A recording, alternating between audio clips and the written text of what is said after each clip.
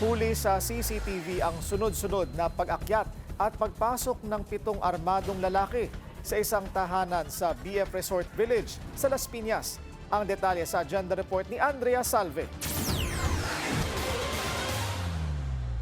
Pasado alas 2 ng madaling araw noong May 24 nang huminto ang sasakyang ito sa tapat ng isang bahay sa BF Resort Village sa Las Piñas. Lumabas mula rito ang 2 lalaki at sa tulong ng kanyang kasama ay inakyat ng isa ang gate ng bahay. Nang mabuksan ito mula sa loob, doon na sila sumenya sa iba pang mga kasama. Unang sumunod ang isa bago inilapit ng grupo ang sasakyan sa bahay at saka sunod-sunod na bumaba at pumasok. Balot na balot ang suot ng mga ito pero kitang-kitang armado. Ang isa, mahabang armas pa ang dala. Sunod-sunod nilang pinasok ang bahay.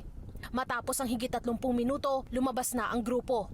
Tangay na nila ang ilang bag at gamit mula sa loob ng sinalakay na bahay. Ayon sa Las Piñas PNP, nasa kailaliman na raw ng tulog ang pamilyang biktima nang mangyari ang insidente. Bigla lang silang nagising, may pumasok na mga kalalakihan, mga armado. Sabay na silang iginapos. Ginapos sila, duct tape ang ginamit.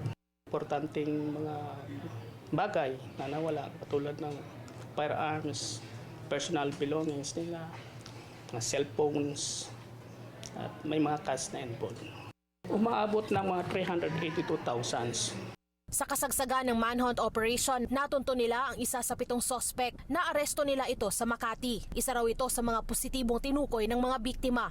Fortunately, yung isa, ginamit niya yung isang cellphone, iPhone, and then with the coordination with our counterpart in Makati at the same time, sa mga people natin mayroong technical know-how kung paano na-trace yung location.